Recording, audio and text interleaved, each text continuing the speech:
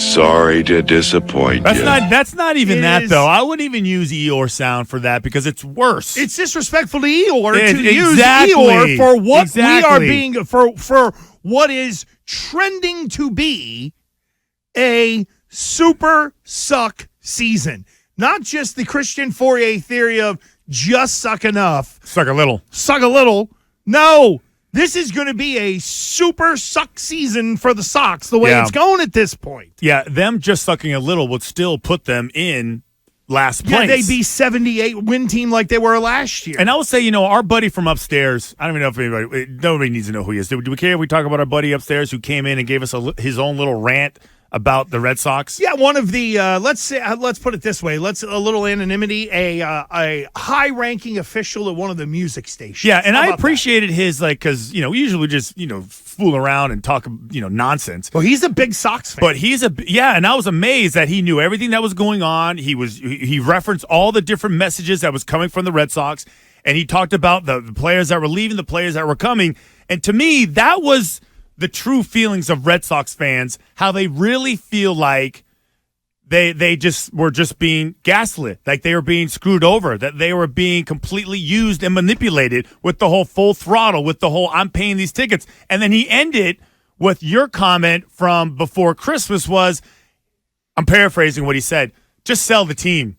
Just go ahead, sell the team and give it to somebody that wants to win. Give it to somebody that is willing to spend money. Now, I know that to his point, there was I know you don't want to go crazy, but I thought that listening to him was about as close to a real fan, like a rational fan, not an irrational guy that just is nuts, right? He was rational. He spoke from the heart and he spoke with intelligence. So to me, if that is what we're talking about, this whole, selling out and selling beers for $500 and this ridiculous amounts of lack of talent that you have and no opportunity to really win anything of any significance, there's going to be a backlash coming. And look, this guy Imanaga who just signed with the Cubs, I'll be the first one to tell you, I couldn't pick him out of a lineup. I can't sit here and give you the stats up and down and all that kind of stuff on this guy. Here's the only thing I know. It was Ohtani was the big fish, and then there was Yamamoto, which the Red Sox were supposedly, allegedly wanted to be all in on. And then there is Imanaga because there were those who would say, well, if you lose out on Yamamoto, there's always Imanaga. And it didn't even seem like the Red Sox were in the neighborhood for this guy.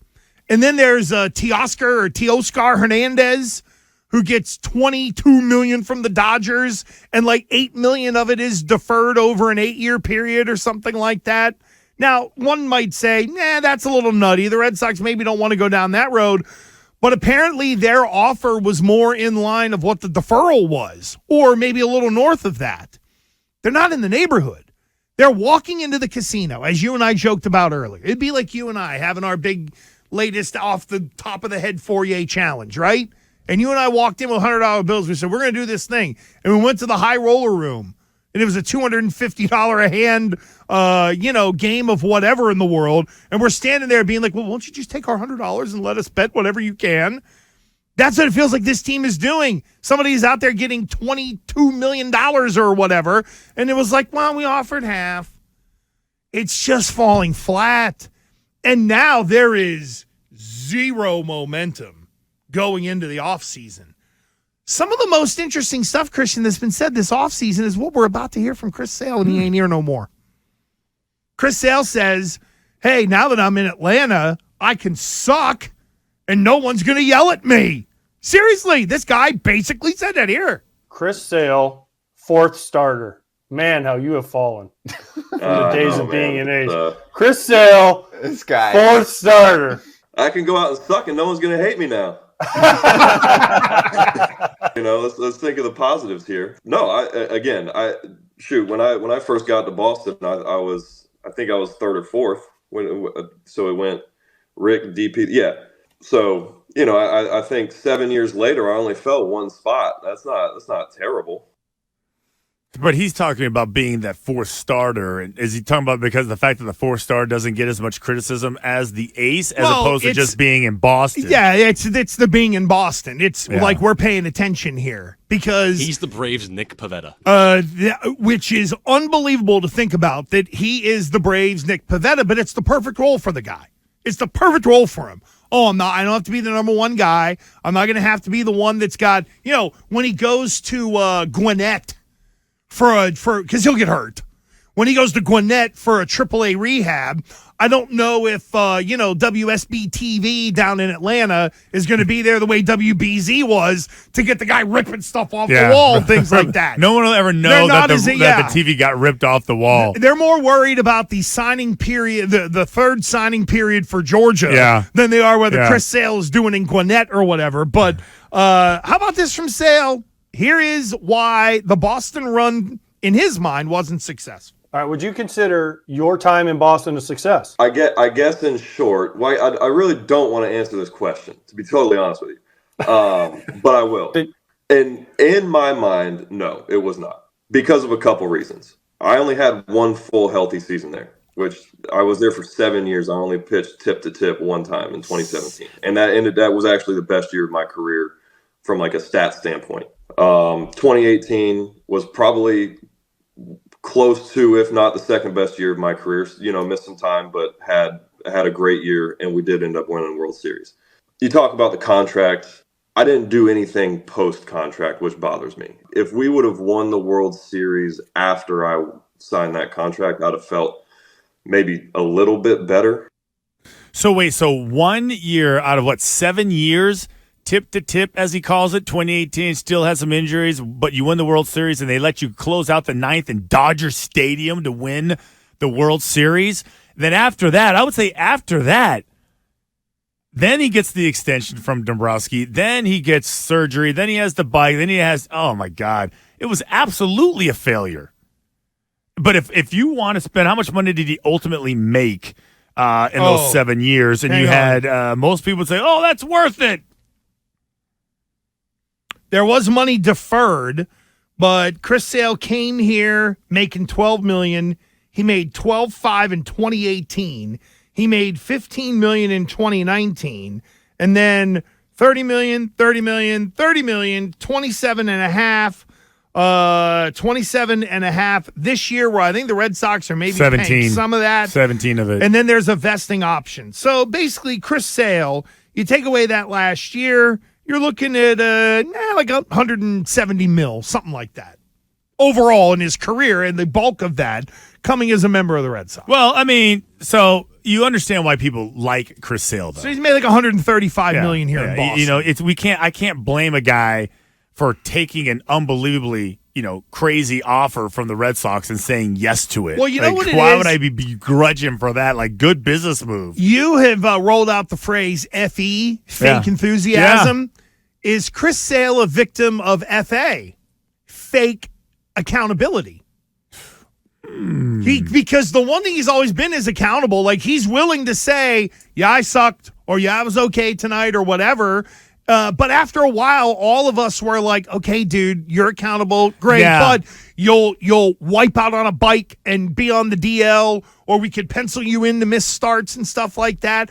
While I appreciated it for a while, like at some point it becomes, dude, can you give us 30 starts here, please? Okay, so that's what you want in return. But I would say, is he a victim of FA? No, because I would say he's got horrible luck. Terrible luck. Find a horseshoe, stick it up your butt, and walk around with it. That's what you need to do. But then you can't ride the bike. That's fine. You're not a bicyclist. Like, you're a pitcher, so whatever. That is the problem, right? Because I would ask you, what else can he say? Right. There's nothing else that he can say. You're just tired of it. Like I said, you're sick of his face. Mm-hmm. Like Mac Jones. Like, what else can he say? Well, I'm just sick of it's too many bad things have happened. You have become stigmatized, and now your reputation is being an injury prone, never living up to expectations, living up to your contract. Coop did the numbers, and it's just under $80 million while injured. Again, I mean, there's nothing you can do. There's nope. nothing you can do about it. And for the Red Sox, it was just he'll probably go down to Atlanta, have a great year. He'll have the year that the Red Sox have been waiting for. He won't get hurt. Oh, they'll be a good team, and there's not a ton of pressure on him. Yeah, that's my point. Here, it would. I don't want to say it'd fall apart, but the injury is felt more. Whereas with Atlanta, it might not as much. Quickly, ESPN.com did the mid-off-season grades for all 30 MLB teams. Fourier, the Red Sox got a C+. D-. Your thoughts? Yeah, I saw that. I was like, well, is that it? And even their write-up, I'm not going to read it to you, was just filled with nonsense. It's a nothing burger. And then if they end it with, after trading Sale, they need another starting pitcher. And Montgomery would line up as their number one starter, who is not available anymore. And maybe a baseball Red Sox quick update, whatever. I would give them a D based on how they were presenting what it was going to be like. I'm promising you full throttle. Montgomery is still available. Oh, by is the he? way. I thought he signed. Yeah, but no one wants to pay him the money that he Oh, wants. so I he's told him. all those guys are Boris guys. He's a so Boris it's guy. very That's much right. held We up. mentioned that. Yeah, they'll sign That's on right. February 13th and then be in Dunedin for some team on the 16th after they pass a physical. Now maybe they end up signing him, and then they would earn a C+. Great, but would that get anybody excited? I mean, No. There's the only excitement coming into Fenway Park needs to be self-generated by the fans. It needs to be playing Mr. Brightside, playing like Neil Diamond. Who the hell knows? It's not going to do.